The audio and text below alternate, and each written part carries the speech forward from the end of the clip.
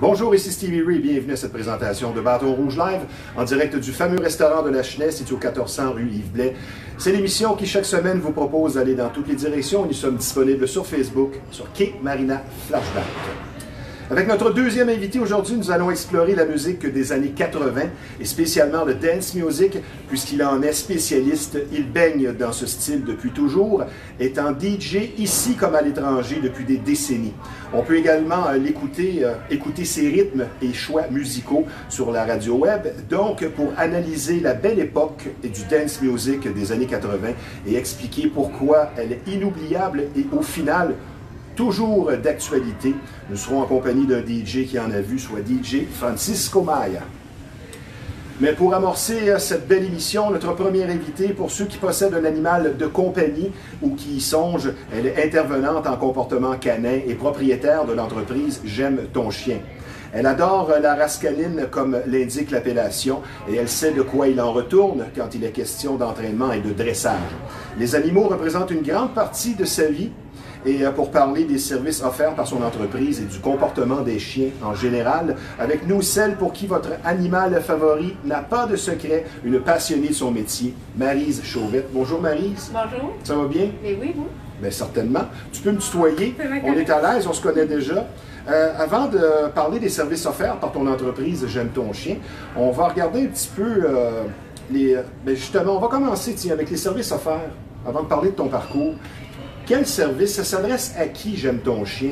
Disons, là, moi j'ai un chien, est-ce qu'il faut nécessairement que j'ai un problème avec le chien, le comportement de mon chien, ou tout le monde peut s'adresser à toi?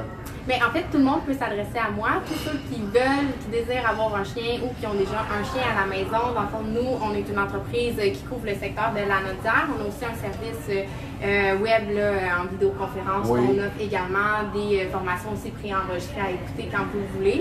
Dans le fond, notre public cible, c'est vraiment tout propriétaire de chien ou personnes qui sont intéressées là, pour avoir un chien à la maison. Nos services sont spécialisés au niveau de l'éducation canine, donc pour le dressage, oui, comme, et au niveau des interventions comportementales pour le chien. Ah, mais c'est intéressant.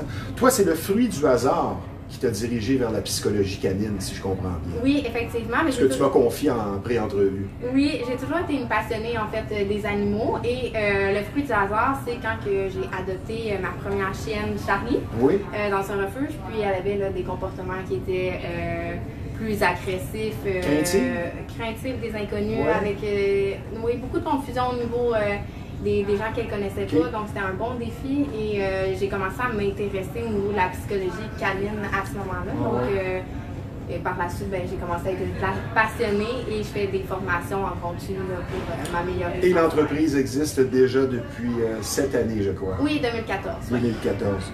Ben, une première question, quand tu vois un chien craintif et tout ça, es-tu capable de détecter qu'un chien a été maltraité? Quelqu'un y arrive avec son animal, j'ai un problème de comportement. Toi, es-tu en mesure d'arriver et de dire « Ouais, mais ce chien-là a été maltraité ».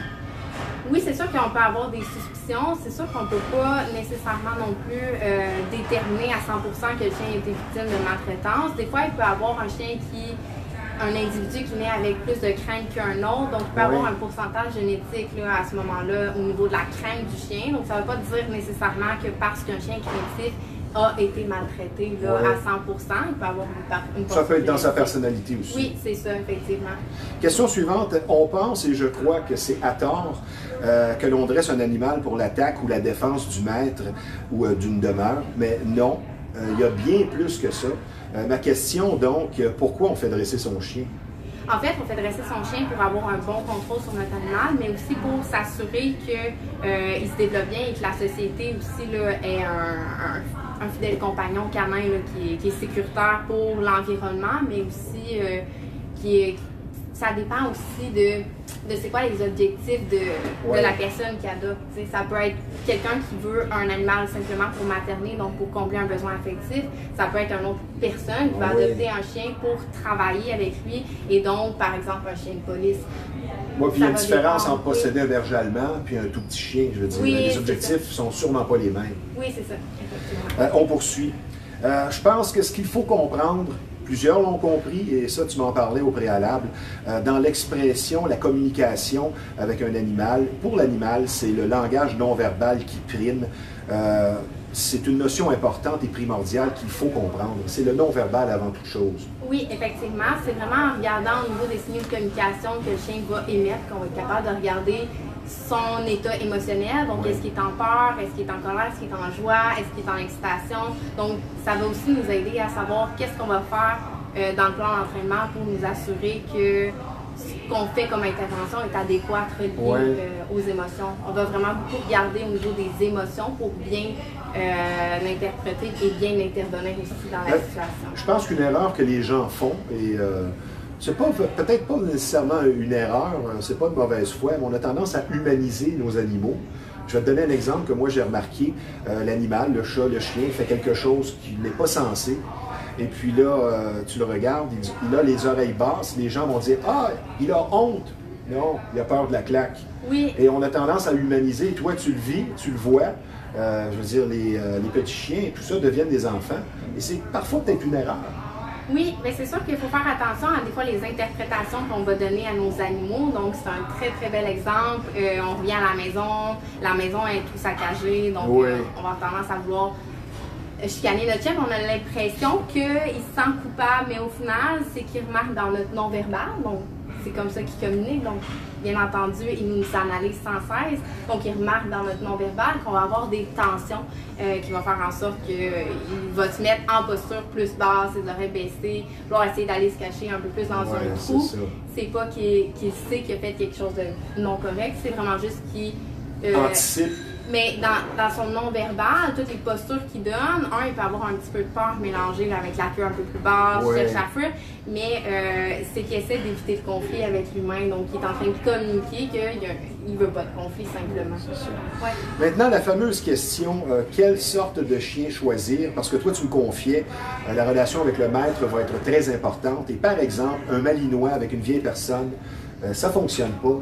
Mais si tu avais un conseil à donner aux gens qui s'apprêtent peut-être à acquérir, disons, un chien, peut-être un chat, quelle est peut-être une ou deux notions à envisager en tout premier?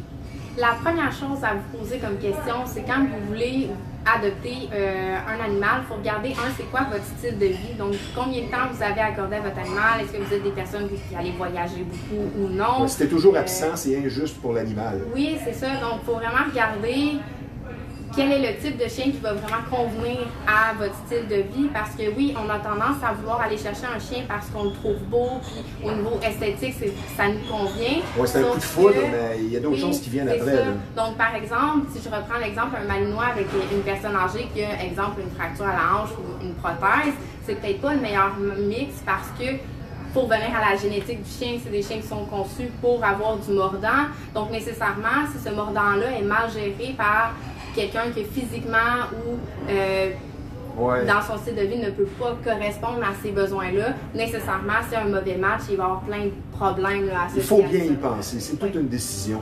Oui. Tu me parlais aussi d'un sujet, moi, qui est venu m'intriguer, parce qu'on peut faire entraîner un chat aussi. Mais tu me disais même les poissons. Oui.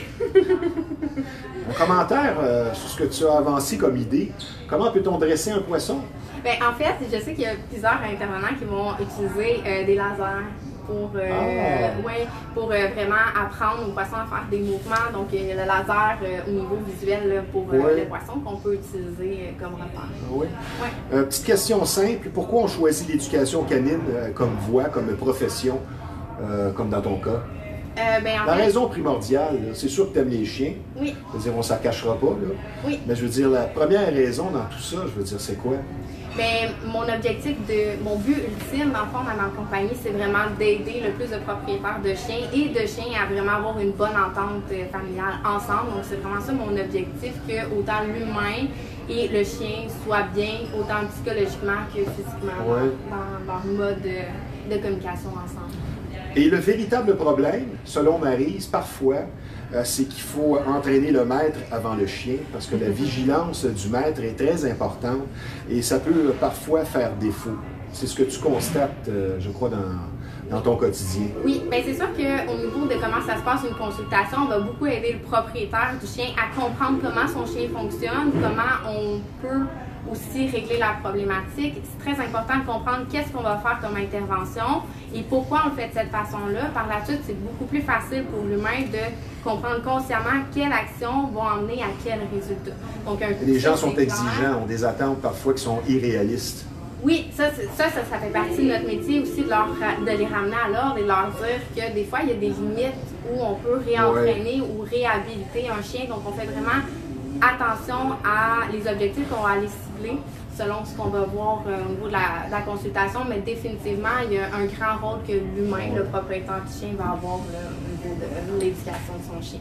Avant de prendre une petite pause, ma chère Maryse, est-ce qu'en général, les gens sont parfois, je dirais, trop durs et sévères envers l'animal? Est-ce qu'une claque, comme on dit en bon québécois, c'est à proscrire? Parce qu'il y a des changements de mentalité. Tu me disais qu'il y a deux façons de voir les choses en psychologie canine. Oui. Je pense que la claque, c'est à proscrire. Ça te détache en quelque sorte de ton animal qui te voit comme une figure autoritaire. Mais est-ce qu'on est trop dur et sévère envers nos animaux? Bien, c'est sûr que les méthodes évoluent, les méthodes changent. Je vais faire une petite comparaison très rapidement avec les enfants. Les enfants aussi, les méthodes ont changé, mais c'est pas pour rien. C'est parce qu'au niveau de la psychologie, il y a beaucoup de connaissances qui sortent, qui sont découvertes. Et je fais une petite parenthèse. Chien, enfant, au niveau de l'éducation, ça peut parfois se ressembler parce que le niveau de fonctionnement du cerveau va être vraiment très ressemblant au niveau des mécanismes de défense qui vont être enclenchés quand l'animal. Un animal, parfois, ça peut ressembler à un enfant de 5 ans, disons. Oui, c'est ça, c'est parce qu'au niveau du cerveau, on pourrait en discuter, mais au niveau du cerveau, il y a vraiment beaucoup de ressemblances de comment le cerveau va interpréter une situation que l'enfant ou le chien juge menaçante, et c'est les mêmes mécanismes qui vont être enclenchés. Donc, il y a vraiment beaucoup de corrélations qu'on peut faire entre enfants et chien, mais pour venir aux méthodes d'entraînement, quand on entraîne un chien, il y a deux raisons pour lesquelles un individu, mais nous on fonctionne de cette façon-là, vont produire des comportements ou vont les éviter. Donc, c'est soit pour éviter, soit pour recevoir. Si on y va avec la méthode qui est traditionnelle pour éviter, ce qui arrive, c'est que, exemple, la claque, ça va brimer le lien entre le propriétaire et le chien. Et de deux, quand on veut utiliser une méthode punitive, il faut intervenir au bon moment parce que le chien va toujours fonctionner par association. Donc, si je donne une claque bien après, exemple, que mon chien ait fait pipi, on va dire, ou que je lui mets le visage dans l'urine, bien, à ce moment-là, ce que ça fait, c'est qu'il n'y a pas de bonne association qui est créée. La punition ne sert absolument rien parce qu'il ne comprend pas. Tu fais juste peur à ton animal, puis c'est tout. C'est exactement ça. Et le lien est brimé. Il faut comprendre que le chien ne comprend pas ce qu'on dit. Donc, même si je lui dis non, ben, ça ne veut pas dire qu'il y a une bonne compréhension de qu'est-ce que ça veut dire. Si je vais avec la méthode pour recevoir... Les récompenses. Ben, récompense, mais encore là, récompense, un renforcement. Oui, on va en parler plus loin. Parce que tu n'es pas toujours d'accord avec ça. C'est ça. C'est relatif. On a une vision des fois négative, on en reparlera. Mais ce que je voulais dire pour la méthode pour recevoir, mais à ce moment-là, ce que je priorise dans ma méthode d'entraînement, parce que c'est comme ça que j'entraîne, c'est de bâtir un comportement qui va être viable sur le long terme et d'apprendre au chien comment il doit agir dans la situation. Parce que si j'essaie de juste le faire éviter de produire un comportement, il apprend absolument rien à part d'éviter. Et à la seconde où il n'y a pas de raison d'éviter, il va juste recommencer son comportement. Donc l'option la plus adéquate possible au niveau éthique, c'est d'entraîner pour recevoir. Comme ça, on bâtit un comportement à long terme, puis on vient vraiment apprendre à notre chien qu'est-ce qu'on attend de lui au final dans cette situation-là. C'est intéressant, Maryse. Nous allons prendre une petite pause, ce ne sera pas tellement long. Je vous rappelle que vous regardez Bâton Rouge Live en direct du fameux restaurant de la Chenelle. Nous sommes situés au 1400 rue Yves-Blais. C'est un endroit imbattable quand on parle de bon repas. L'atmosphère est chaleureuse au maximum. Il n'y a rien de mieux qu'un délicieux steak cuit à votre goût. Mais n'oubliez pas, le menu est complet ici. Il n'y a pas que la viande rouge. Donc, c'est un restaurant de choix qui vous attend, comme je vous le dis, au Bâton Rouge de la Chenelle. C'est au 1400 rue Yves-Blais. Et le numéro de téléphone pour les réservations et les livraisons dans le 450, c'est le 581 18 88. Je vous rappelle également que nous sommes présentement avec une dynamique spécialiste de comportement canin, Maryse Chauvette. Maintenant, un sujet un peu plus sérieux. Vous allez être traité avec beaucoup d'écoute et de compréhension si vous vivez une infestation. Vous aurez compris ici qu'on parle de bébites. Pour certaines familles, c'est carrément un drame. Et plus vous attendez, plus le problème va s'aggraver. Donc, la solution à une infestation, c'est Rive-Nord Extermination. 35 ans d'expérience qui vous attendent sur place, une entreprise familiale très sérieuse, un service personnalisé. Le numéro de téléphone, donc, pour une solution rapide à une infestation dans le 450 Rive-Nord Extermination, 582-6706. Parlons maintenant de mieux-être, puisque c'est ce que vous offre notre partenaire Happy Buddha, le Centre du Bonheur pour une super gamme de soins pour le corps et l'esprit et pour optimiser et refaire ses énergies. C'est l'endroit parfait pour vous. On s'occupe de vos besoins, notamment pour les soins et formations, ce qu'on appelle Access Bar, le déblocage énergétique et le drainage lympho-énergétique. Donc, faites-vous une faveur. Happy Buddha, le Centre du Bonheur pour s'offrir une vie meilleure et pour faire le plein d'énergie complet, un ressourcement parfait. C'est une très belle expérience que je vous recommande. Happy Buddha, le Centre du Bonheur, pour les meilleurs soins énergétiques, un endroit unique et magique. Le numéro de téléphone du Centre du Bonheur dans le 514, c'est le 217 54 75. Question suivante, Maryse. Oui. Doit-on euthanasier le chien qui a mordu? C'est une très bonne question. Je ne veux pas te mettre sur le grill, oui, parce que ça fait débattre beaucoup les gens. C'est quoi ton point de vue là-dessus? Mon point de vue là-dessus, c'est qu'un chien, bien, tout chien a un... Comment je pourrais dire ça? Il y a des indices avant que ça arrive. Bien, oui, c'est sûr qu'il va y avoir des indices qui vont arriver, mais ce que je veux dire, c'est que quand on parle d'agressivité, de morsure, c'est toujours relatif selon le contexte. Un chien est agressif selon le contexte en soi, donc n'est pas nécessairement catégorisé comme chien méchant parce qu'il a mordu une fois, parce que tous les chiens peuvent mordre une fois dans leur vie, là, donc je trouve pas mon terme exact, là, mais tous les chiens peuvent être amenés à mordre, donc pas parce qu'un mord que il est nécessairement méchant, mais c'est sûr qu'il faut aller regarder au niveau des signes précurseurs avant une morsure, selon le contexte bien entendu, parce que c'est très très rare qu'un chien va passer directement à la phase de « je mords » tout simplement. C'est possible, ça arrive, sauf que c'est très, très, très, très rare. Habituellement, ils vont vraiment aller vous le montrer avec des signaux corporels, donc ce qu'on appelle des signaux d'apaisement, des signes de stress qui sont assez visibles, sauf qu'ils sont visibles pour ceux qui les connaissent. C'est pour ça que c'est vraiment super important, quand on adopte un animal, de vraiment aller regarder tous les indicateurs que votre chien va vous donner, qui va vous faire comprendre finalement que bien, il n'est pas si confortable que ça dans cette situation-là et que finalement, à force d'exprimer qu'il n'est pas confortable, bien, peut arriver à une morsure. Est-ce que tu m'autorises à faire un exemple? Ben oui, certainement. Donc, par exemple, que je suis dans un parc avec mon chien et qu'il y a une petite fille de 4 ans qui trouve très, très beau mon chien et qu'elle s'approche en ligne droite vers mon chien et lui fait une caresse. Si on regarde la scène, de prime abord, on a l'impression que c'est cute parce que le chien ne réagit pas, il se laisse faire. Elle peut se sentir agressée. Mais si on analyse adéquatement, donc ce que je vais vous donner comme signe, c'est des signaux d'apaisement qui indiquent, dans le fond, le chien essaie d'exprimer qu'il n'est pas dans un état émotionnel confortable, donc il vit vraiment de l'inconfort. Et c'est dans ces moments-là, s'il n'est pas entendu, qu'il peut avoir une réaction par la suite.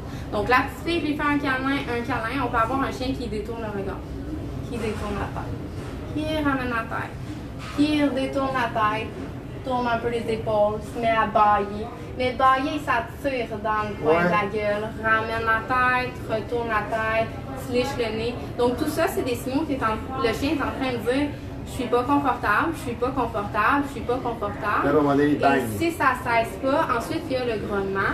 Et si le grognement n'est pas écouté, ben, il va y avoir définitivement la morsure qui va suivre. Il faut juste faire attention, je fais une petite parenthèse ici, de ne jamais chicaner un grognement parce que si c'est un indicatif. Si on dit au chien c'est sa façon de s'exprimer. Si on dit au chien de grogner, de nous avertir qu'il est sur le bord de péter une coche en bon québécois, à ce moment-là, il va juste arrêter de nous avertir et là, ça devient problématique parce qu'il va plus émettre de signaux pour nous dire qu'il n'est pas confortable, il va plus nous signifier qu'il est à veille de mordre et il va simplement mordre directement, donc ça fait des morsures imprévisibles et ça c'est vraiment la limite, la moins acceptable des morsures parce que ça devient vraiment difficile de saisir l'animal, de le voir venir finalement. Donc c'est vraiment très important d'être à l'affût des premiers signes qui vont vous donner. De connaître son animal finalement. Et de le respecter et de travailler son niveau de tolérance si on voit que finalement il y a une petite difficulté à ce niveau-là. Marie, nous allons maintenant procéder aux questions rafales. Tu me réponds par une phrase, peut-être deux. On va essayer de traverser notre matière. C'est une question d'opinion, la prochaine. Plusieurs disent que la propriété et l'aspect affectif du chat le place premier. D'autres parlent même du cheval en ayant possédé quelques chevaux, justement, les ayant côtoyés. Ma question, est-ce que le chien est véritablement, selon l'expression consacrée, le meilleur ami de l'homme? En une phrase. Peut-être deux. Oui, je dirais que oui, parce que ça fait quand même plusieurs années qu'il nous côtoie et même c'est rendu, c'est vu comme, tu le disais tout à l'heure, oui. Tu mentionnais tout à l'heure, mais le chien est rendu comme un membre de la famille à 100%. C'est comme un enfant parfois. Oui, c'est ça. Puis on va passer beaucoup de temps au niveau de l'éducation, donc je pense que le point. Donc la réponse c'est oui. Oui. Mais c'est sûr, tu vas prêcher pour ta paroisse, je te taquine. Question suivante. Est-ce que tu es d'accord avec le système de récompense et comment s'assurer justement que ce système de récompense fonctionne avec son animal favori en une ou deux phrases? Moi, je vais essayer de faire ça en une ou deux. L'importance là-dedans. Et dans le fond, il faut juste comprendre qu'au niveau du renforcement, on voit souvent le renforcement positif comme quelque chose de la gâterie, mais c'est plutôt au niveau de la motivation qu'on veut aller chercher chez le chien. Donc, la méthode récompense, au final, il peut toujours en avoir sans nécessairement qu'on ait des récompenses gâteries sur nous. Okay? Ça peut être une récompense qui est verbale, ça peut être une récompense qui est un jeu, ça peut être juste de récompenser le chien parce qu'il veut réellement. Donc, par exemple, pour chasser un écureuil, s'il marche bien avec moi, oui. Etc. Donc, il y a toujours une façon d'utiliser une récompense, mais de la bonne façon. C'est juste important de savoir comment manier. Toujours faire attention au côté autorité. Ben, oui, mais aussi de comment on va utiliser notre motivation parce que l'individu, même nous, on a besoin d'être motivé pour accomplir une tâche. Donc, si j'attends de la part de mon chien qu'il soit motivé à accomplir quelque chose, ben, je dois avoir la bonne motivation. Donc, mon renforcement que je vais choisir va être très important. Question suivante, question loufoque, mais je crois qu'elle mérite d'être posée. Est-ce qu'un animal, dans le cas présent un chien, peut sourire? Parce qu'il branle la queue, habituellement, ça veut dire qu'il est heureux, il est content, on le voit. Tu vois des chiens là, qui se font promener par leur maître, tu dis, il a de l'air heureux, ce chien-là. Des fois, on a l'impression que certains animaux sourient. Est-ce que c'est possible? Oui, c'est possible, sauf qu'il faut faire attention. Oui. Moi, je l'ai remarqué. Oui, il faut faire attention parce qu'ici, il y a des chiens qui vont se mettre à sourire et c'est le sourire du Joker.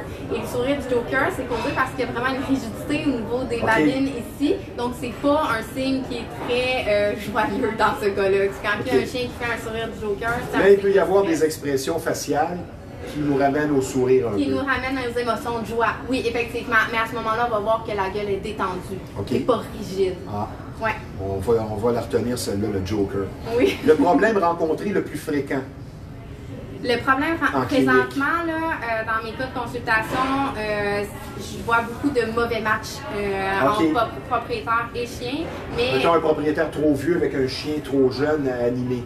Ben, oui et non, ça peut être aussi juste au niveau de la génétique du chien qu'on va aller adopter. Ce que je vois présentement, ça va être beaucoup, il y a une mode, là, les bergers australiens, j'en vois énormément en consultation, mais il faut juste comprendre qu'au niveau de la génétique, c'est des chiens qui sont très intenses. Oui. Donc, il faut savoir comment canaliser cette intensité-là parce que si elle est mal gérée, si elle est mal canalisée, là, ça peut faire beaucoup de problématiques comme des chiens qui pincent, des chiens qui manquent de contrôle, des chiens qui vont mordre au niveau des bras, des chiens qui vont pas savoir comment gérer les mouvements, donc qui vont avoir tendance à pourchasser les enfants, ces choses-là. Donc, il faut juste faire attention à la génétique qu'on va chercher selon l'environnement qu'on a. Est-ce que tu dresses les chats?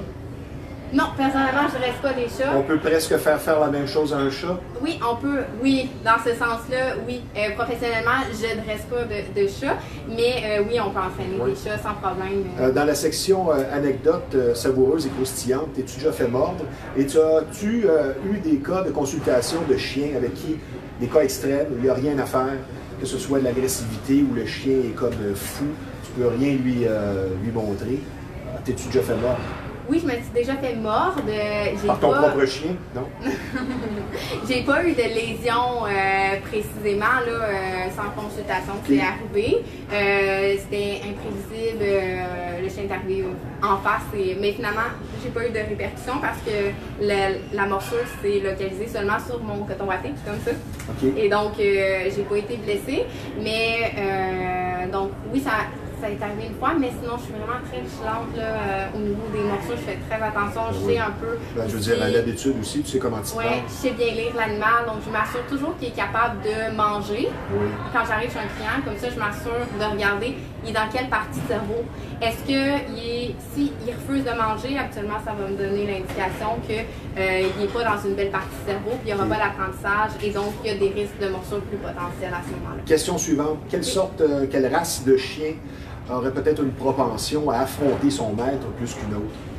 Bien, c'est sûr que j'irais plus avec les chiens de berger présentement que je vois beaucoup en consultation vont avoir plus cette problématique-là génétique parce que quand ils vivent une frustration, vont beaucoup la passer dans le dentier. Mais il faut comprendre que c'est vraiment, ils sont faits comme ça au niveau de la génétique. Les chiens qui sont faits pour rassembler et ont tendance à vouloir réagir beaucoup rapidement avec la frustration pour, exemple, mordre le mollet ou le jarret de la brebis. Pour qu'elle aille dans la bonne direction. Donc, ça ne prend pas tant de réflexion de l'animal. Il faut qu'il soit capable d'être impulsif. C'est pour ça qu'on va avoir beaucoup de problématiques comme ça avec les chiens de berger. Le chien ne comprend pas nécessairement les mots, spécialement s'il n'est pas dressé, mais il va recevoir, capter les vibrations. Est-ce que c'est important d'être affectif avec son animal, de lui parler? Oui, c'est important de lui parler parce que ça va développer le lien entre le propriétaire du chien et le chien, mais au niveau des manipulations, donc de toucher son animal, si je peux dire. Je peux interpréter ça au niveau affectif. Des fois, il faut faire attention parce que c'est pas tous les chiens qui vont aimer se faire toucher, donc il faut juste s'assurer que le chien, si on renforce de cette façon-là ou si on veut lui faire comprendre des choses, il faut s'assurer qu'il est réceptif dans ce mode de communication-là. Question suivante. As-tu vu en consultation ou dans ton entourage des chiens qui ne se remettaient pas du deuil de leur maître? Oui. Qui n'avaient rien à faire, le chien ne fonctionne plus. Bien, c'est sûr que j'en ai vu, mais habituellement, ceux que j'ai vus personnellement, professionnellement dans ma carrière, ils étaient déjà aussi presque en fin de vie. Il y a des chiens aussi qui vont avoir des problèmes psychologiques qui étaient déjà là au préalable. Donc, pour le bien-être du chien, des fois, c'est mieux de juste le laisser partir avec son propriétaire. Je sais que c'est un sujet qui est difficile, mais il faut penser aussi au bien-être du chien, pas juste au bien-être de l'humain. On a tendance, l'humain, à prendre des décisions concernant la mort. Exemple, des gens qui ont un chien de 18 ans qui vont continuer à s'acharner, à essayer de le faire vivre. Mais l'animal souffre. Mais l'animal souffre, donc c'est un peu égoïste de la part de l'humain. C'est jamais des décisions faciles, mais il faut toujours pencher dans la balance quand on parle d'euthanasie ou de fin de vie, etc. Qu'est-ce qui est mieux? Finalement, le suicide assisté serait peut-être bon pour l'animal. Qu'est-ce qui est mieux pour le bien-être du chien? Si ça fait plein... Je dis pas, le décès du propriétaire est arrivé, on a euthanasié le chien. Non, on regarde, est-ce qu'on est comme capable de l'aider? Et s'il n'y a rien qui l'aide, puis que l'animal est en détresse, ben des fois, ça peut être une solution. Une ou deux questions encore. Celle-ci, elle est bizarre, drôle, mais quand même d'actualité. Que faire concernant le chien du voisin qui jappe tout le temps? Lui donner ma carte. J'aime beaucoup ta réponse spontanée. Maintenant, si tu avais un conseil ou deux à donner aux gens qui sont à l'écoute avant qu'on parle de l'entreprise, pour terminer, quel conseil tu donnes aux gens pour que ton chien vieillisse bien? Autant dans sa tête que ce qu'il mange. Bien, il faut vraiment s'assurer qu'on compte bien les besoins de notre chien. Donc, les chiens n'ont pas juste un besoin de dépenses énergétiques physiques, ils vont avoir des dépenses énergétiques, mentales, masticatoires aussi. Donc, tout dépendant de la race du chien, on va vraiment s'adapter à ce niveau-là. Mais vraiment, de combler les besoins mentaux, masticatoires et physiques vont vraiment être primordiaux si vous voulez avoir un chien qui est équilibré ici et dans le corps. Marie, c'était super intéressant. On a presque passé notre matière.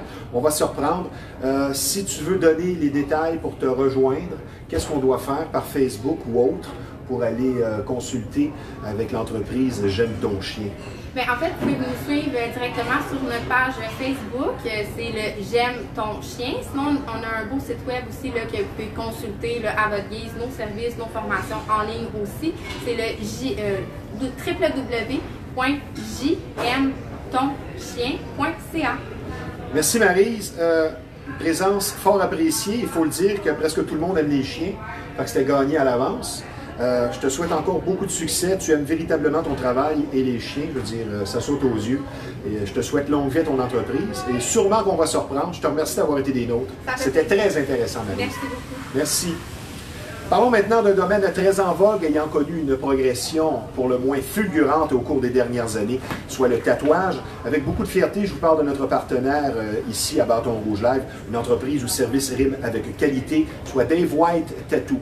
Comme vous le savez, il est difficile de faire confiance et de trouver le parfait artiste tatoueur. Et pour être reçu avec professionnalisme et gentillesse, et pour que vos désirs, vos tatouages soient réussis avec finesse, vous n'avez qu'à aller sur Facebook, consulter Dave White Tattoo et le travail sera 100% à votre goût. Vous êtes amateur de chasse et de pêche maintenant, l'endroit pour vous, c'est Performance Chasse et Pêche, une entreprise qui porte bien son nom, située au 303 Notre-Dame à Repentigny. Beaucoup d'expérience vous attendent sur place puisque ce très beau magasin existe déjà depuis un quart de siècle. Une bonne réputation, tout simplement le numéro 1 de la Rive-Nord quand on parle de chasse et de pêche. Et pour des conseils des bas prix, allez voir François, le propriétaire et gérant qui est sur place, un chic type. Donc, Performance Chasse et Pêche au 303 Notre-Dame à Repentigny, là où la passion se vit à chaque saison. Maintenant, notre deuxième invité, qui de mieux placé que lui pour explorer le sujet d'aujourd'hui, soit le dance music de la belle époque des années 80. Il gravite autour de la musique depuis très longtemps et connaît à fond les rythmes qui nous ont fait vibrer et danser au cours de ces très belles années mémorables. Donc, pour parler de son parcours musical et pour analyser, comparer la musique d'aujourd'hui à celle des années 80, avec nous, un homme qui, sans vivre dans le passé, reconnaît la grande valeur musicale des années 80, DJ Francisco Maya. Bonjour Francisco. Bonjour Stevie. Ça va bien? Ça va très bien, merci. Très heureux de te voir avec nous. On va non seulement analyser et explorer et se remémorer cette délicieuse et inoubliable décennie, les années 80, mais on va parler aussi de ton parcours musical, qui est quand même assez impressionnant. Tu as fait tes débuts professionnels en 1984. C'est bien ça. Tu as travaillé dans un club, notamment en Repentigny, qui n'existe plus, l'Entrejeu pour les nostalgiques. Voilà. Et depuis ce temps-là, comme tu le disais, tu as été DJ depuis l'âge de 15 ans. Il faut aimer la musique. Oui, il faut aimer la musique, mais j'avais des frères qui aimaient la musique aussi. Ah, ça aide. Ça a été un peu transmis de mes plus vieux frères, qui écoutaient eux autres du Led Zeppelin. Puis les autres. Toi, t'en écoutais pas? Oui. Moi, c'est sûr. je me disais, s'ils n'écoutent pas du Led Zeppelin ou du AC/DC, ben, je veux dire, quelque chose qui ne fonctionne pas. Et tu fais de la radio web depuis quelques années. Oui. Les gens qui voudraient t'écouter, Maya Remembers. Maya Remembers, le samedi après-midi, 3h à 5h, parfait quand vous faites votre ménage ou vous faites préparer de la bonne bouffe pour le samedi soir. C'est le 3e samedi de chaque mois sur acxp.ca.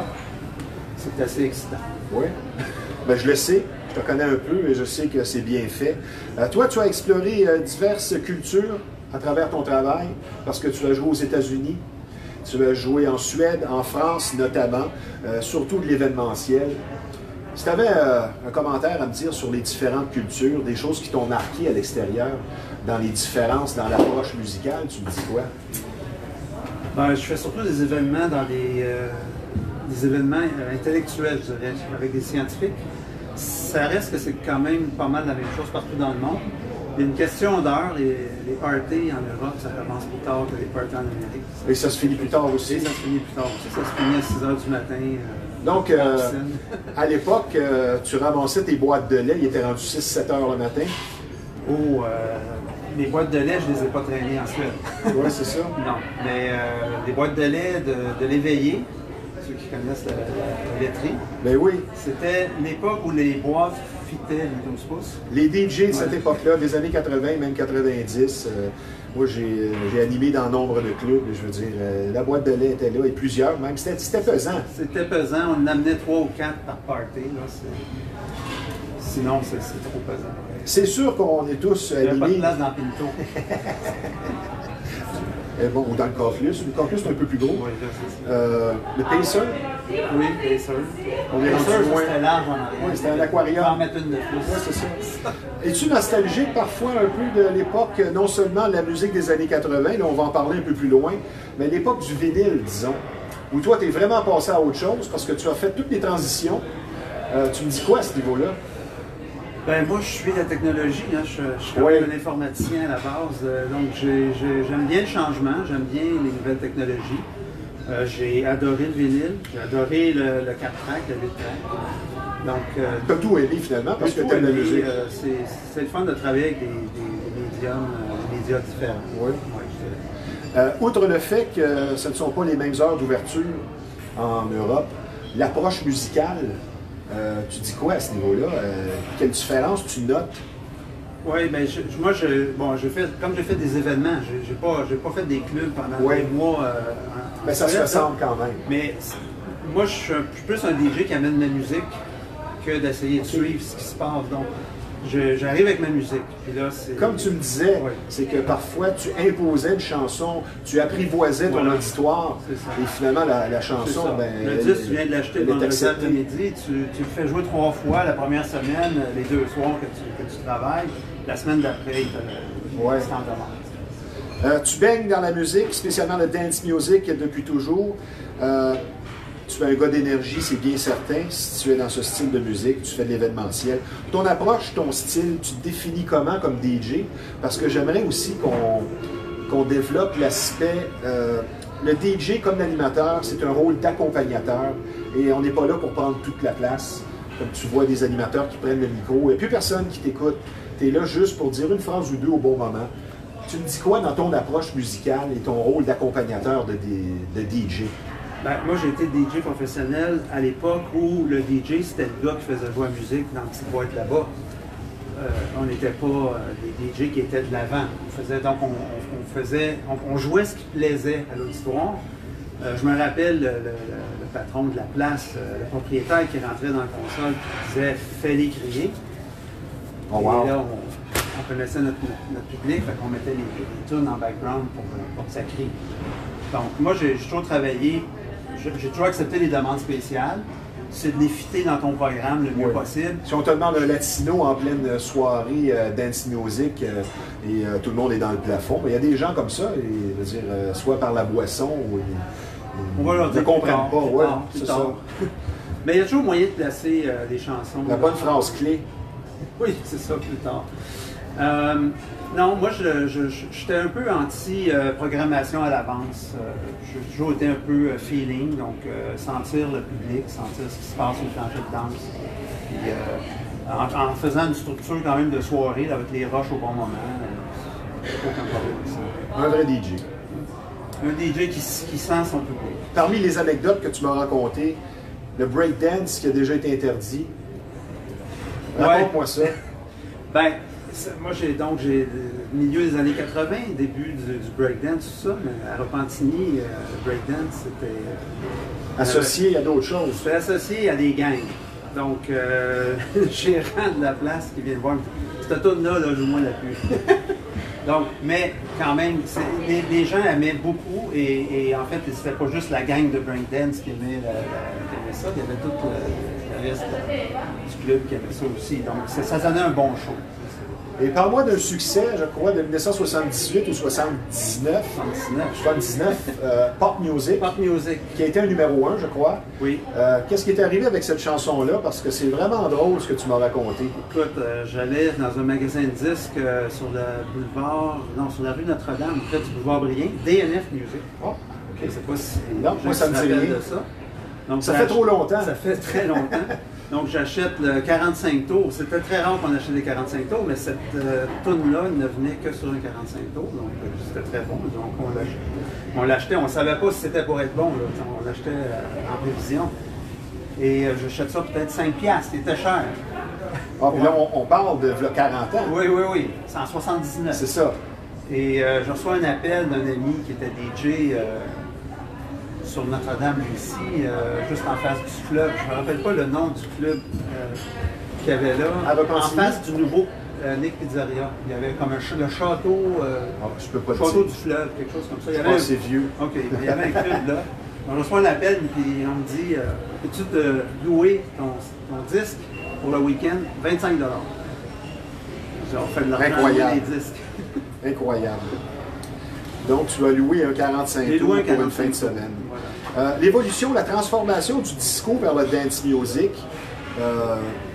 Est-ce qu'elle s'est bien fait, selon toi? Moi, je pense que oui. C'est tellement bien fait que moi, je fais beaucoup de la musique des années 80, puis des fois, c'est très dance, mais tu sais, là, entre dance et disco, ça commence à être difficile de trancher. Donc, les transitions de musique, ça sont très bien faites. Technologiquement, c'est sûr qu'aujourd'hui, c'est mieux, mais beaucoup plus compliqué. Quelle transition tu as vécu peut-être le moins facilement? Exemple, tu pourrais me dire du vinyle au CD. Ou tu pourrais me dire la dernière technologie, j'ai eu plus de difficultés. Dans ton cas, c'est quoi? Ben, les premiers CD avec les pitchs, c'était pas facile. Ça sautait? Ça sautait. Fallait pas mettre des CD que tu avais fait toi-même avec tes propres chansons. Là, ça bon, les surprises. Et ça nous faisait encore plus aimer les vinyles. Ouais, le vinyle, ça c'est sûr, mais ça se graphine aussi. Mais il y en a quand même le son du... La friture? Le petit popcorn. C'est sûr que c'est un petit cachet. Est-ce que c'est mieux aujourd'hui? Parce que là, après la pause, on va parler des années 80. Si tu fais une comparaison musicalement, moi, je vais t'envoyer une idée. Si c'est si difficile à recréer, ce n'est pas seulement une question musicale, c'est une question de société. On dirait qu'au niveau de la musique, on voit beaucoup de choses inspirées d'eux. Tout a été dit, tout a été fait. Je pense que c'est un peu la même chose au cinéma. C'est quoi ta comparaison que tu fais avant la pause entre la musique d'aujourd'hui et celle, disons, des années 80? C'est une très bonne question et on va réfléchir là-dessus pendant la pause. Oui, parce que c'est trop compliqué. Tu trouves qu'il y a trop de... C'est compliqué parce que ça dépend à qui, ça dépend à quelle énergie on veut mettre dans le travail. Je pense que c'est une question de travailler la chose, de passer du temps. Okay. Je pense qu'aujourd'hui, on essaie d'aller trop vite. Donc, ça... Produit de consommation, plus que jamais. Produit de consommation, production rapide, faire de l'argent. À l'époque, les groupes, ils se compétitionnaient, puis ils voulaient... Vous avez vu le film avec Queen, Freddie Mercury, tout ça. Donc, toute la réflexion, l'intellectuel qu'il y avait derrière la musique. On va en parler, ça, justement, après la pause. Parfait. C'est fort intéressant, mon cher Francisco. Je vous rappelle que vous regardez Bâton Rouge Live en référence avec le fameux restaurant de la Chenée, d'où nous sommes en direct au 1400 rue Yves Blais. Nous parlons de dance music avec un expert et nous allons justement, après la pause, explorer les années 80. Nous sommes présentement avec DJ Francisco Maia. Je vous parle d'un garage tout à fait particulier, soit Samoto, situé au 1133 Notre-Dame à Repentigny. Un garage dont la réputation n'est plus à refaire, la confiance règne, le travail est bien fait, c'est le respect du client avant toute chose et de longues explications, de longues années d'expérience vous attendent sur place. Ce sont tout simplement les tops de la mécanique. Donc Samoto, situé au 1133 Notre-Dame à Repentigny. Un de nos principaux partenaires ici, soit le Centre d'imagerie Pixel, que l'on surnomme et pour cause l'incontournable. Quand on parle d'imprimerie et de graphisme, c'est tout simplement le numéro 1 de la Rive-Nord. Et c'est pas tellement dur à trouver. C'est en face de l'ancienne marina de Repentigny, situé au 351 Notre-Dame à Repentigny. Un service varié, très professionnel vous attend sur place. Donc le numéro de téléphone de l'incontournable, le Centre d'imagerie Pixel, dans le 450, c'est le 654-9944. Mon cher Francisco, poser la question, c'est y répondre. Quelles sont les chances du dance music d'aujourd'hui sans piste de danse? Ben, on a eu une bonne nouvelle hier. Oui. Donc, les clubs vont ouvrir. On va commencer à danser. On va commencer avec notre masque. Mais c'est quand même, c'est la progression pour se débarrasser de ce virus. Je pense que tranquillement, on passe à autre chose. Oui. Je ne sais pas si les clubs vont reprendre comme avant. Ça, c'est une bonne question. J'imagine que oui. Moi, je dirais que... Il y aura sûrement un surboom. Il y a des gens qui, sûrement, ben ça c'est notable, qui ont peur de la COVID et qui vont rester à la maison. Et il y en a d'autres qui ont besoin de se défouler parce que ça va faire presque 2 ans qu'on écoute le hockey, le baseball, assis dans notre canapé. Je veux dire. Question suivante, on va revenir un petit peu à ce sujet-là. Aujourd'hui, parfois, on semble constater un désir de recréer, de copier. Qu'est-ce que la musique des années 80 offre qu'on ne retrouve plus? C'est sûr que la société est bien différente. Il y avait une joie de vivre à l'époque. C'était beaucoup moins compliqué. Il y avait une certaine contestation, mais en douce. Les rythmes accrocheurs en grand nombre. Mais comme je le disais tantôt, on dirait que tout a été fait, tout a été dit, tout a été joué. Mais c'est quoi que la musique des années 80 apportait qu'on ne retrouve plus, que tu notes la première chose, toi? Parce que les débuts de tune, exemple, 2 notes, on reconnaissait une chanson. Il y avait quelque chose de spécial à cette époque-là. Ben, les mélodies, c'est sûr que les années 80, il y avait l'espèce de clavier, la mélodie du clavier là, qui revenait tout le temps. Je ne dirais pas que ça ne va pas revenir un jour. Il y a quand même de la musique qui est encore semblable. Bon, il y a tout le mouvement New Disco là, qui date de plusieurs années même, qui reproduit quand même assez bien l'espèce d'atmosphère des années 80 dans la musique.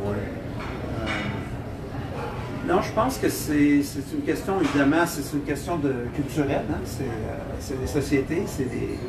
Mais il y a quand même une base à la musique. Exemple, ce qui va faire, selon moi, un hit, up-tempo, la run de bass, en bon québécois, comme on dit. Donc, on va explorer vraiment les années 80 maintenant. On va être un peu plus précis parce qu'il y avait une texture bien spéciale. Comme je le disais tantôt, les débuts de tune. Il y avait une symbolique dans les chansons qu'on retrouve peut-être un peu moins, comme je le rappelle, je le disais tantôt, dans nos jeunes années. C'était peut-être moins compliqué. Il y avait une certaine innocence encore à cette époque-là, qu'on ne retrouve peut-être plus ou moins. Les années 80, finalement, c'est la période post-disco. Ils ont su relever le défi, ils sont bien adaptés. La transition vers le dance music, c'est bien fait. Si on analyse un peu quelques hits, toi et moi, c'est sûr, il y a Michael Jackson, on va y revenir. Je vais te lancer des titres qui ont marqué le dance music, justement, de cette super belle période, qui est la fin, au début des années 80, la fin de la période disco. Blue Monday, de New Order, un classique. Oui, le 12 pouces dans une pochette qui était une pochette de disquette. Et que tu fais encore jouer. Évidemment, oui. Parce que ça a marqué de différentes façons. Oui, New Order. Quand on parle d'énergie aussi du mouvement dans le dance music, High Energy, Devlin Thomas. Et pour les gens qui ne le connaissent peut-être pas ou qui sont plus jeunes, ne connaissent pas les titres, c'est le temps de les inscrire et de les faire jouer, spécialement avec une table tournante ou avec beaucoup de bass. Situation de Yazoo, un autre incontournable qui nous a tous marqués. Hein? Absolument. Grand succès. Tu vois, ça, c'est une chanson qui commençait, ça s'en allait tranquillement vers le New Wave. Oui, exactement. Et Alison Moyet, qui est partie seule après, on lui doit Invincible, entre autres. Maintenant, je vais aller vers la fin des années... très bien encore, d'ailleurs. Ben oui, c'est merveilleux. Je veux dire, peu importe l'âge que tu as, on fait jouer ça, puis je veux dire, c'est intemporel. Une chanson qui a marqué, parce qu'à cette époque-là, il y avait les hits de club qui ne jouaient pas à la radio, c'était pas des top 40, je vais t'en formuler un. 1989, Caria, Let Me Love You for Tonight. C'était fameux, tu as fait jouer ça en masse. Tu as fait jouer encore ça? Moins, ça joue. Et il y avait également un style qui est moins connu, le Door, le Dance Oriented Rock, Art, Bon Jovi. Ce sont des groupes qui ont fait du... juste à penser à la tune Never. Oui, ça c'était vraiment un gros hit chez nous. C'était du Door, c'était du rock fait pour danser. Living on a Prayer. Des groupes qui ont marqué les années 80, encore beaucoup aimés, certains jouent encore. Duran Duran. Oui, le Reflex, très gros hit. On ne peut pas le faire jouer, on peut, mais... Compliqué. Dépêche Mode. Dépêche Mode, ça oui. Ça t'en fais jouer, c'est sûr. Ça se démode pas. Ta préférée? Ma préférée, Dépêche Mode, c'est dur à dire. Il y en a tellement. Moi, j'aime bien Personal Jesus. C'est peut-être pas leur meilleur non plus. Ouais, là, j'ai la mémoire. Mais... OK. On va te pardonner aujourd'hui. Tu avais encore Donna Summer qui était encore très bonne avec She Works Hard for the Money. Une chanson la fin 83. C'est ça. C'était la fin des hits vraiment de Donna Summer. L'arrivée de Madonna. Madonna, c'est la 4e plus grande vendeuse de disques au monde. Peut-être la dernière avec Michael Jackson qui est venu chambarder le milieu de la musique parce que depuis cette époque-là, on ne peut pas dire qu'il y a un artiste qui est venu tout chambouler. Je pense que Like a Virgin, la piste était tellement usée. C'est bon ça. C'était un très gros hit. Maintenant, selon moi, la dernière chanson disco qui a été faite, c'était un hit de club qui renferme tous les critères. Si on avait, c'est difficile de dire la meilleure chanson de tous les temps, là, mais on peut dire qu'il y a des critères, que ce soit les paroles, le rythme, et ainsi de suite, pour dire que ce soit le dernier hit disco. Moi, je sais c'est Let the Night Take the Blame de Lauren McCain. Oui. C'était probablement ça qui a sonné le glas. 1984, la dernière chanson disco, je pense que c'est celle-là. Véritable, là.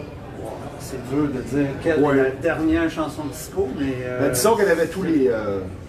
Oui, c'est parce que c'est ça, c'est l'espèce de keyboard qui a embarqué après, comme justement comme New Order, tout ça, la New Wave.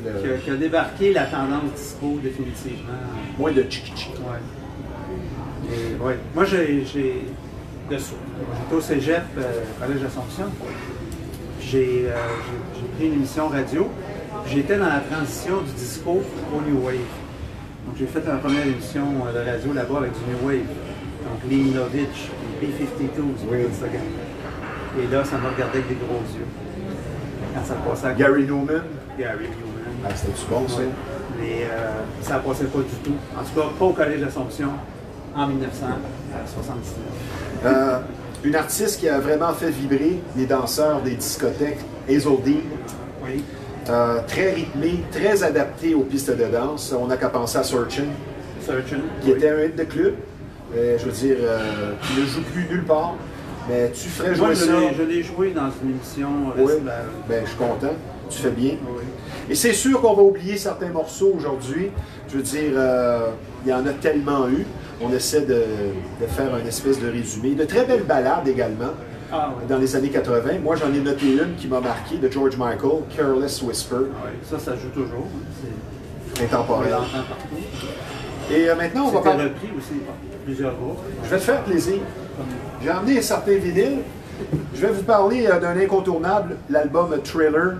Plusieurs raisons ont fait de cet album peut-être le meilleur de tous les temps, spécialement quand on parle de dance music, et ça regroupait plusieurs styles vraiment. Certaines tunes sont d'or, tout simplement. On n'a qu'à penser à Beat It. Et la tune Thriller, ben, c'est doublement d'actualité. Aujourd'hui, on parle de ça, on arrive de l'Halloween.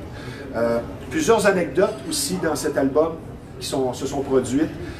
Dans la tune de Beat It, c'est le groupe Toto qui a été loué pour jouer la chanson. Et Eddie Van Halen, c'est vrai qu'il a accepté la demande de Michael Jackson de faire le solo sur Beat It. Et il a été payé seulement un 6-pack de bière. Il dit « Je te dois bien ça, je vais le faire, mais tu vas me payer la bière ce soir-là. » Et c'est également vrai que la console a pris feu pendant qu'il enregistrait le solo. Il est arrivé vraiment toutes sortes d'anecdotes. Et un autre, peut-être un paradoxe, Michael Jackson, malgré tous ses défauts, on sait, là, il a complètement dérapé, il chantait plusieurs chansons pour la paix, tout simplement. C'était quelqu'un qui était très pacifique. Et tous les titres sont excellents. Moi, je me rappelle la première fois que Michael Jackson a fait son moonwalk aux Grammys. Je crois que c'est en 83, j'étais devant la télé, les gens étaient debout. On était debout dans nos salons et quand c'était une vraie frénésie dans nos foyers également, quand il a fait. Tu te rappelles de ça? Je me rappelle du mouvement, mais on se rappelle aussi du premier vidéo, selon moi, qui est Thriller, qui a vraiment mis le vidéoclip. On se servait des vidéos pour faire la promotion des albums. Ça a été coproduit avec le maître Quincy Jones, la quintessence de la musique, le 6e album de Michael Jackson, d'une durée de 42 minutes. C'est sorti le 30 novembre 82. Ça ne nous rajeunit pas, ça, mon cher Francisco. Et tous les titres étaient bons, de Beat It à Billie Jean. Mais ce qui est fascinant là-dedans, c'est que quand le premier hit est sorti, The Girl Is Mine, ça a été très critiqué. Les gens disaient que cet album-là ne fonctionnerait pas, mais dès le deuxième hit, Billie Jean, le reste, The Rest Is History, ça a été un album qui m'a beaucoup marqué. À ce jour, presque 70 millions de ventes, Rick Grammy en 84. Et peut-être que la meilleure tune insoupçonnée là-dessus, c'est P.Y.T. P.Y.T, c'est très bon, je jouais régulièrement. Style Beat It. C'est ça, on avait toujours joué des tunes qui étaient un peu moins commerciales, donc ça en était une de celles-là.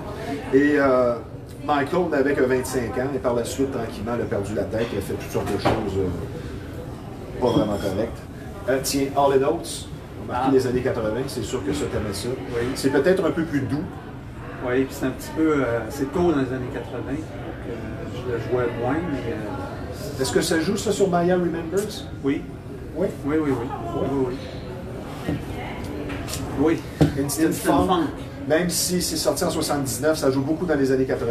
Body Shine, ainsi de suite. Et quelle belle pochette. Hein? Quelle belle pochette. Maryse, ça te rappelle-tu des souvenirs? Non, tu n'étais pas né. Exposé, la fin des années 80. Un groupe qu'on n'entend plus parler, mais spécialement cette chanson-là, What You Don't Know.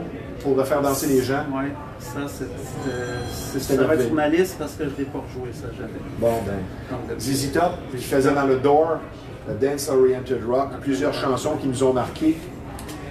Là, je me suis permis une tune de 1990 qui déménage, spécialement avec un bon système de son, Lisette Menendez, Together Forever. Est-ce que tu l'as fait jouer, celle-là? Celle-là, je vais la noter parce que moi, j'ai tout mis sur l'électronique. Donc, il n'y a pas tout qui était trouvable avec une bonne qualité. Et c'est pour ça qu'il est important de garder ces vinyles. Oui, c'est ça. Comme ces VHS. Oui, j'ai beaucoup de vinyles ripés aussi, mais en qualité. De toi, ça a servi beaucoup. Oui, ils sont maganés. Est-ce que ça te rend nostalgique, tout ça? Plus ou moins. Pas vraiment. On vit dans le moment présent quand même. Je suis plus un gars d'évolution. Un autre style qui a marqué les années 80, le dance funk. On n'a qu'à penser à Sylvester, Do You Want a Funk? Oui. Ça déménageait. Bien ça, tu vois, ça, moi je mettrais ça dans la fin du disco aussi. Oui. C'était 83, 84. Les cloches à... Et malheureusement, Sylvester qui nous a quittés rapidement avec le mal des années 80, soit le sida. Rick James. Oui. C'était-tu dans tes cordes, ça? Oui. Et Rick James a un parcours vraiment spécial. Il a débuté avec Neil Young. Ça, personne ne sait ça.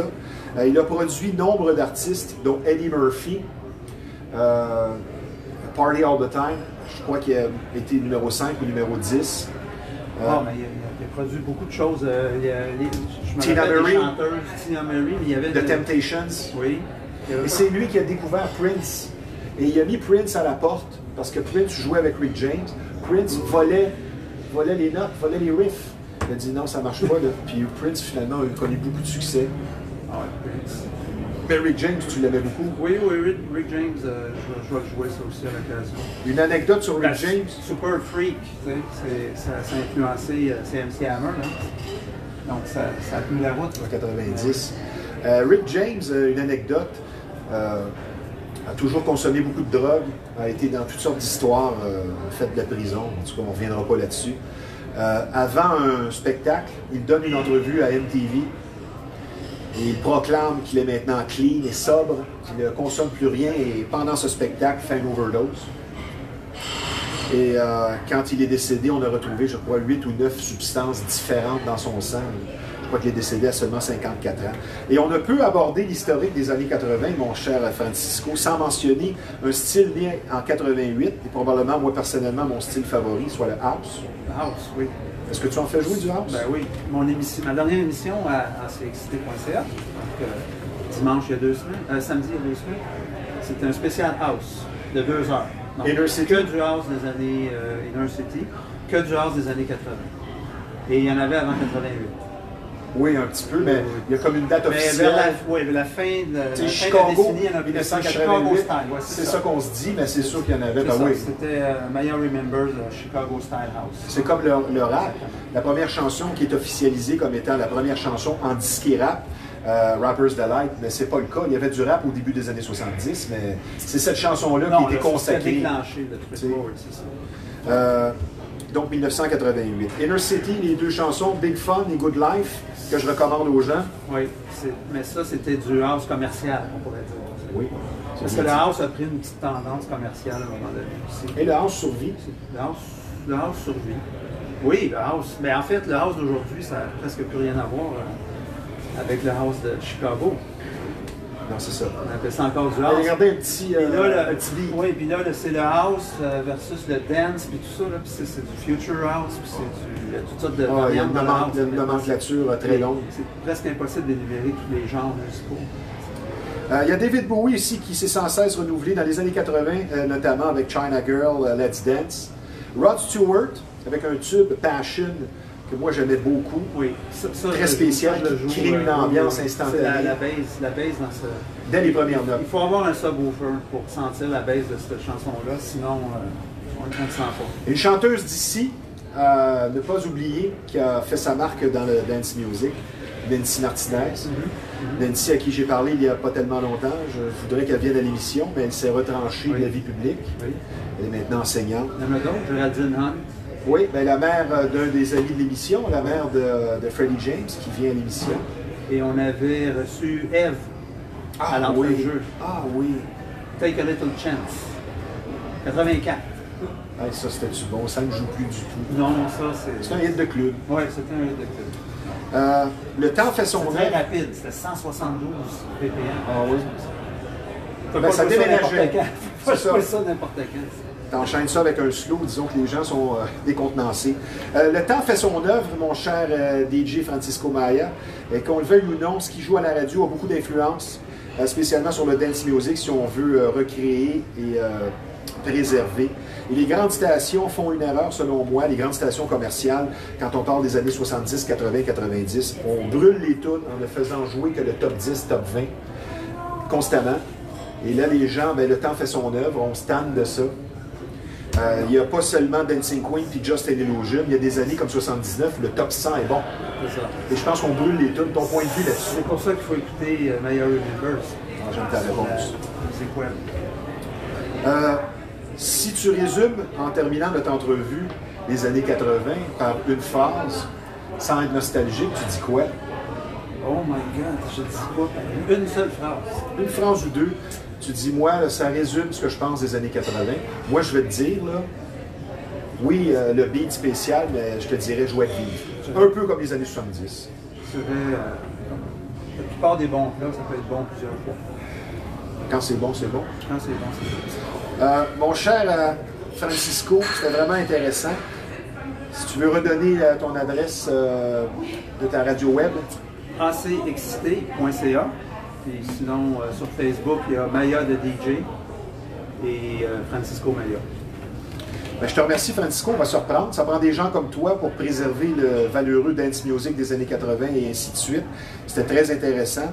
On va se reprendre et je pense que tu es une personne très passionnée de musique pour, après toutes ces années, être encore animé de ce désir d'en faire jouer. Et je t'en félicite. Ça prend des gens comme ça pour ne pas oublier cette belle époque. L'histoire est importante. Reste avec moi, on a presque terminé, mon cher Francisco. Avec enthousiasme, je vous parle d'un de nos partenaires, soit la zone vêtements de sport et classique, ici au 148 Notre-Dame à Repentigny. Beaucoup de marques de choix au meilleur prix sur place. Je vais vous en nommer quelques-unes. Gasp, Better Body, Riderwear, La Bella Mafia. Des nouvelles marques qui sont très en vogue également, comme Koala pour les jeans, les t-shirts, notamment pour hommes. Lacoste pour les vêtements et les souliers. Comme je vous dis, plusieurs marques de choix, dont Timberland qui vous attendent sur place. Au 148 Notre-Dame à Repentigny, la zone vêtements de sport et classique. En terminant, je vous parle d'un gym qui offre ambiance et compétences, soit TriStar Gym, une très belle salle de musculation qui vous attend sur place. Et pour pratiquer tout sport de combat, c'est vraiment l'endroit pour vous. Beaucoup d'expériences vous attendent dans cet endroit particulier. On va répondre à vos besoins. Quand on parle d'expérience, le propriétaire et coach sur place, Yves Jabouin, a 31 combats MMA en carrière. Donc, TriStar Gym, situé au 530 Notre-Dame à Repentigny. Ambiance et compétences. Merci à nos deux invités. On a eu du plaisir aujourd'hui. Ici Stevie Ray. Merci d'avoir été des nôtres. À la semaine prochaine.